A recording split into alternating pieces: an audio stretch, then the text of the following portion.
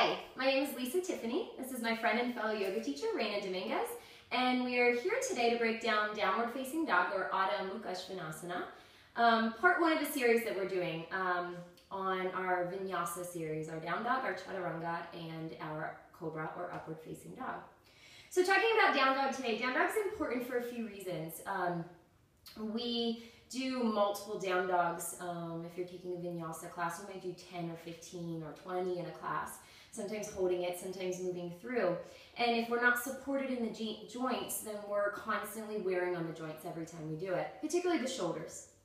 Also, if you're ever expecting or hoping or planning to do any inversions, arm balances, anything that the weight is bearing on the hands, down dog is essentially the prep for that. And so we move through our down dog and we keep strengthening the muscles around the shoulder girdle, around the arms, to help prepare us for those poses. So we're going to talk a little bit starting about the hands. So Raina's actually going to find a tabletop position for me. And as she finds a tabletop, placement of the hands is important. We want the hands slightly wider than the shoulders actually are. So if you think about the center of your wrist, tracing down from the outer edge of your shoulder. So if you make a straight line coming down, rather than being directly underneath, it's coming straight down from the outer edge of the shoulder. Fingers are spread really wide, and tendency sometimes is to keep the fingers close. We want the fingers really wide, and the index fingers pointing forward towards the front of the room. And I'll talk about some variations of that later and kind of why. The index fingers pointing forward. And then as she presses down, she's thinking about pressing at the base of the thumb, the base of the index finger, so those base knuckles, and the base of the pinky finger. We want connection at all 3 points, but particularly at the base of the thumb and the base of the index finger, because for almost all of us, there's a tendency to let that part of the hand roll open, which puts strain on the wrist. In addition to pressing at those 3 points, particularly base of thumb, base of index finger, all 10 fingerprints, finger pads, are pressing down as well. And then right at the heel of the hand, she's thinking about having a little bit of lift.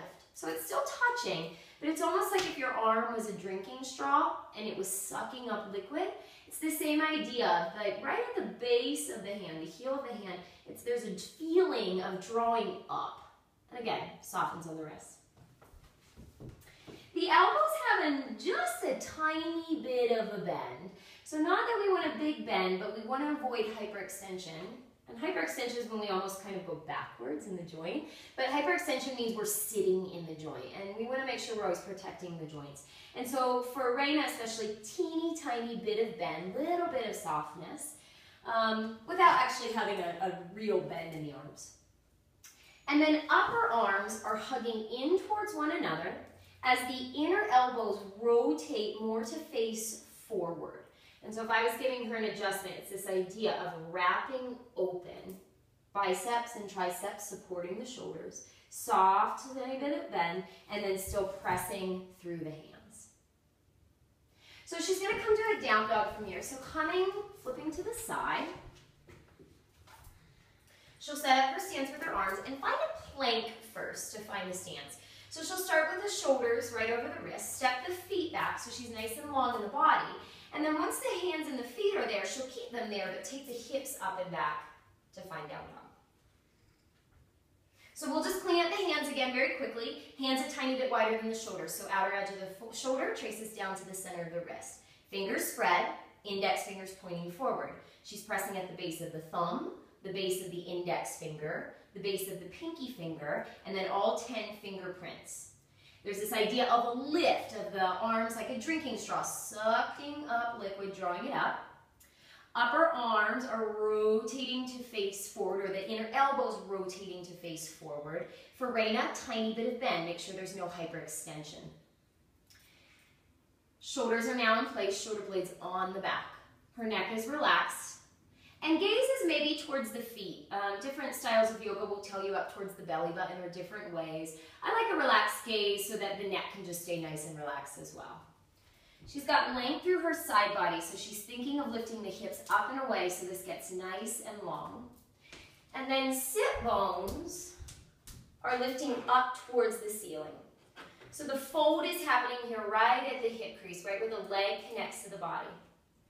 Heels are reaching down towards the mat, And feet here are that hips width apart. If the hamstrings are very tight for you, you can always take the feet a little wider. You can bend the knees some. Heels never need to touch the mat, but we're reaching the heels down toward the mat. Heels will be tracking right behind second and third toes. So really getting neutral on the legs. And for most of us, when we look back at the feet, it means that the heels will disappear behind the toes. Quadriceps are lifting up so the legs are strong, no locking in the knees. But then the quadriceps, the femur bone, are pressing back towards the back of the room, and that'll help bring the weight more towards the feet. Take a full breath for me here. And then let the knees come down to the mat. Untuck the toes, take the hips back, find a moment in child's pose, take a rest. A lot of times I'll compare changing your downward facing dog to cleaning out your closet. And so if you've been doing down dog a certain way for a long time and we start to change it, we start to tweak it, it will feel very funky for a while. And it's just like cleaning out your closet. When your closet's maybe kind of messy, not so great, we clean it out and make a bigger mess for a while. There's piles of clothes everywhere, you're deciding what to keep, what to get rid of. And then as we start to organize, as we start to put it back into place, we get to this good place where it feels good again, where we've got it nice and organized and clean. Same thing's happening in the body. If you've been maybe rounding in the shoulders, or the hand placement has been off, or you've been hyperextending, we're going to talk about those things a little more. When we change it for a while, down dog might feel very intense. We're going to be using some muscles maybe that you weren't using before, and for a while it can feel like a mess. But stay with it, keep working with it, and that supported down dog, supported in the shoulder girdle, will eventually feel really good.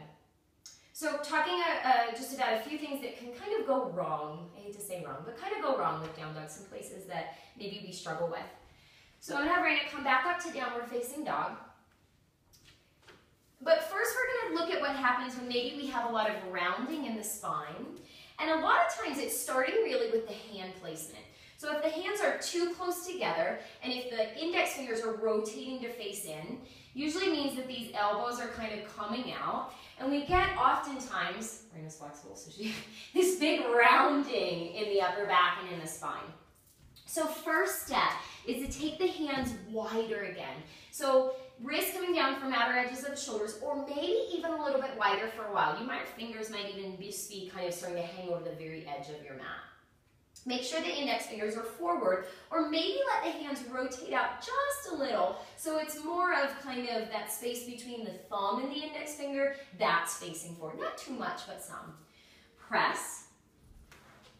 And then again, we feel the inner elbows rotating to face forward, so that rather than the shoulders coming forward and rounding, we've got them into place. And usually that in itself will start to help to find more length in the spine, quadriceps pressing it back again, weight more towards the feet.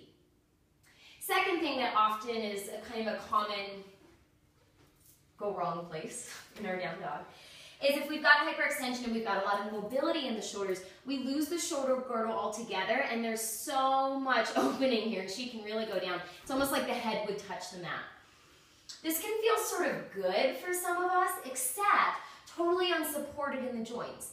And so long term, you're just wearing away at joints as you find this. So for her, I'd bring her back. We'd bring her back to maybe about a plank. We'd find that wrap.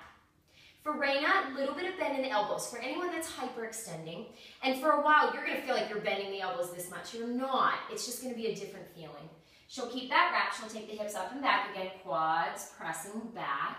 And she's not going to go as far, but now we've got support in the shoulder girdle. Muscles are working instead of hanging out in joints. And eventually we'll start to find that length again. You'll still get an opening, but now it's a supported opening. Go ahead and take the knees down to the mat. Find a child's pose. Last little piece to work with here. One of the things that I love about yoga is it makes sense in the body. And most of our poses, when we start to find the foundation, it connects. The poses connect from one place to another. So you don't have to keep remembering, where do I put my hands here? Where's my stance here? They connect. So just a little connection between child's pose, plank, and down dog for your own benefit. You can find the hands in child's pose. So her knees are together, her feet are a little wider, hips are back towards the heels, and then arms are nice and long. She'll spread the fingers wide. She'll start to press base of thumb, base of index finger, base of pinky, all 10 fingerprints. As she presses down, the arms will start to lift, and we start to find that wrap even here. Inner elbows rotating to face up, strong in the shoulders. Shoulder blades on the back. Hands and knees will stay exactly where they are. She'll inhale, come up onto all fours. Exhale, curl the toes, take the hips up and back. It's down dog. Inhale, rocks her forward. It's high plank. Knees go down, hips go back. Child's pose again. And we'll take that one more time. Inhaling up onto all fours. Curl the toes, lift the hips. Down dog. Inhale, rocking forward, high plank. And exhaling, taking it back. Child's pose. Hands and feet never really need to move. Cool. Come on up. That's it for us today. We've got 2 more parts of the series coming up soon. You can always find my information at lisatiffany.com.